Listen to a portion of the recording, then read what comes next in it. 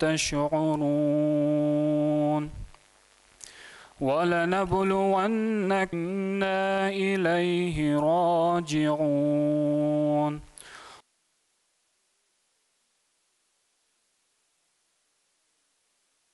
په کونړ کې په عمومي ډول باندې تر اوسه پورې د 800 شهیدانو راپور لرو. انا لله و انا الیه راجعون. همدا ډول 2500 نفره ټپیان شوي دي. د پیښو محل نورګل ولسوالۍ ده، څوکۍ ولسوالۍ، وټپور ولسوالۍ، ماڼوګي ولسوالۍ، چپه دره او نورې سیمې. یوه یادونه وکړو د نورګل ولسوالۍ په مزار دره سیمه کې هغه مزار دره کلي ته لا تر اوسه پورې ټیمونه رسېدلي دي، خو د ژغورنې هغه جزئیات موږ ته نه دي رسېدلي، هغه یعنې تلفات ډېرولی شي. دوهم ننګرهار. په ننګرهار ولایت کې موږ تر اوسه پورې د 12 شهیدانو راپور لرو او د 255 نفرو ټپیانو راپور. سه پیښې محل دره نور ولسوالۍ ده. سوم ولایت لغمان.